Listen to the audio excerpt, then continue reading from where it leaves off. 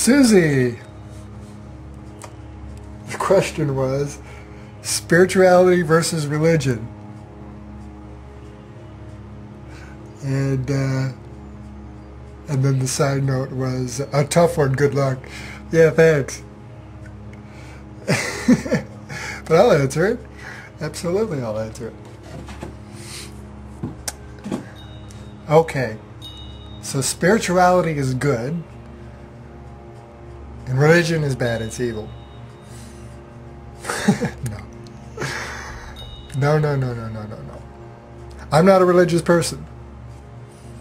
And there was a time when I first, like most, awakened to the truth of the world, more in a truther sense, and then eventually then I woke up to the truth, the truth of my own existence, and the spirituality, I eased into that and less into the truthing frame of mind, which is very common.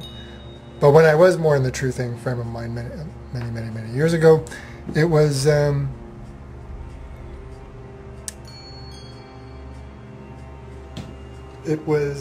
forgot the question. What was the question? Oh yes, the big one. Religion versus spirituality. So yeah, there was a time when I was more like in that frame of mind that, religions and they're bad, and I don't see anything as good as bad anymore.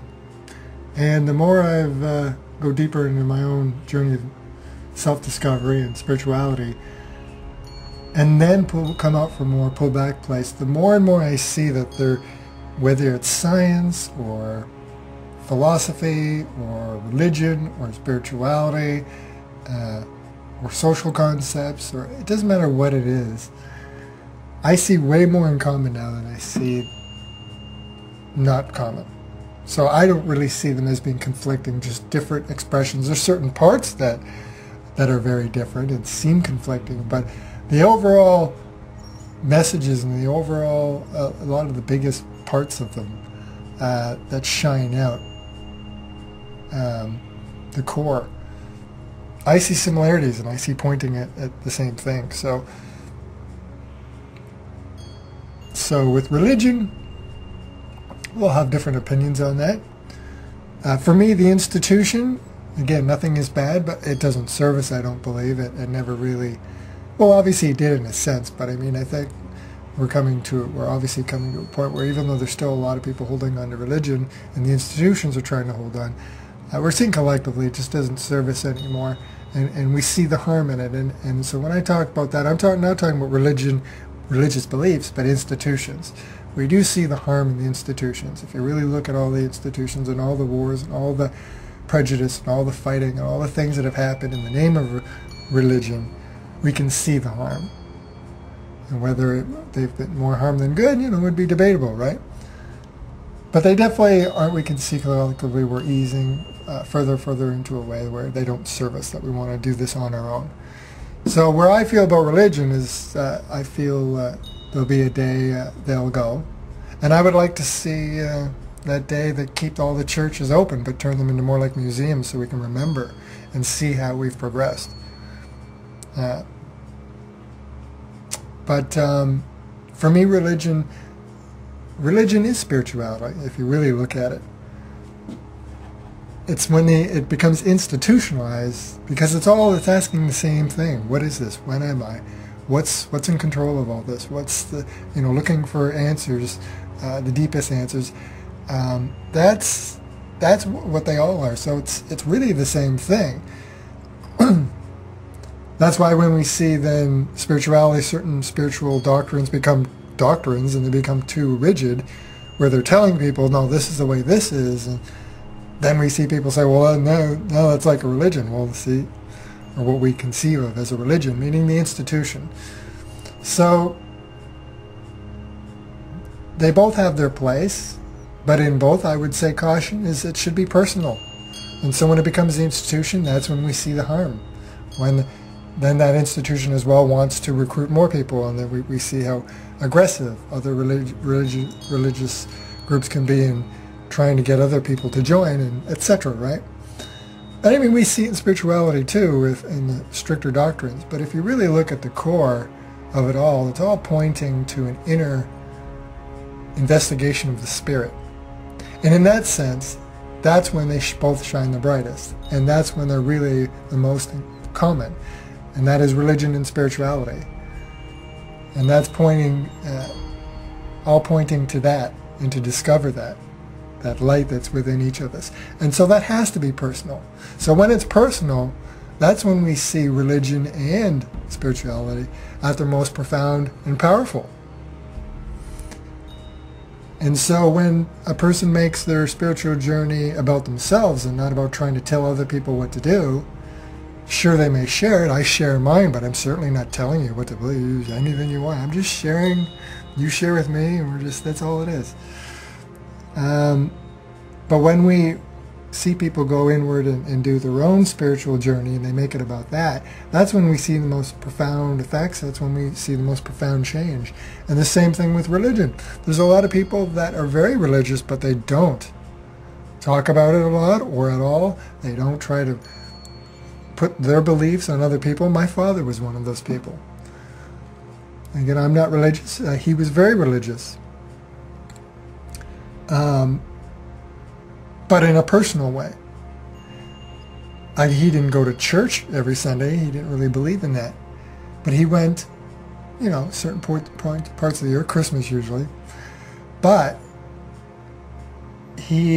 what he did do was pray every night, every single night. You could hear my dad. He'd kneel down at his bed. And it was really quite touching, because even I heard him my whole life, but even though he'd be whispering, he thinks nobody could hear him, but we could hear him.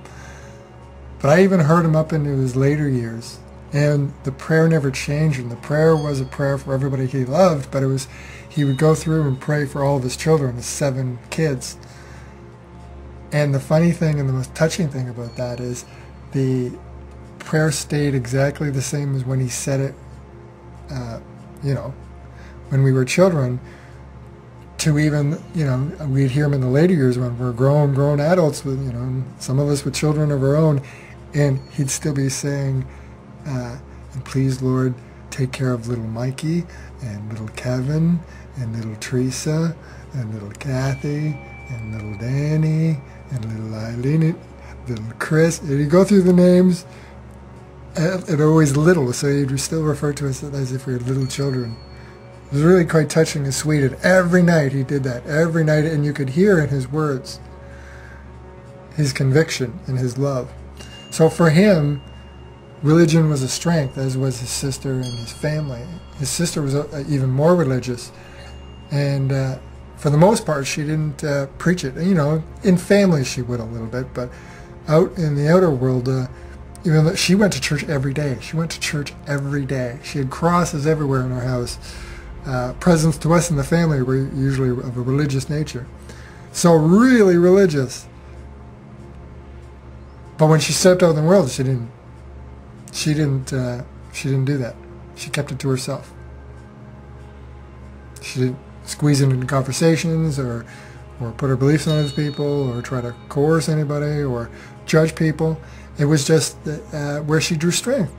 And same with my dad and a lot of others. So religion, just like spirituality, can provide a lot of strength. They're tapping into something.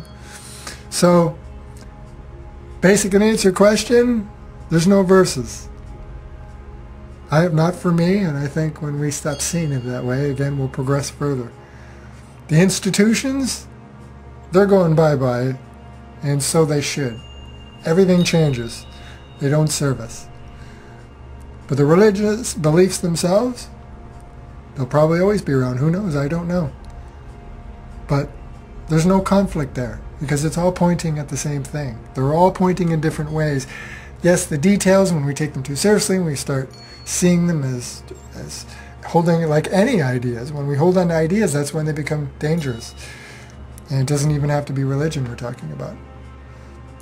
So that's not religion's fault or spirituality's fault in that sense. That's just what we do with everything. We just don't see that we're doing it in religion, in spirituality, but we're doing it, and we do it in all things. We do it in how we see the world. We do it in when we create beliefs and concepts. That becomes our perception and our experience. So it all comes back to the same stuff. So I don't believe there's verses. There can be great strength in religion and spirituality, and it's really all parts of the same movement experience, this miraculous expression of consciousness. Great topic. Love and light.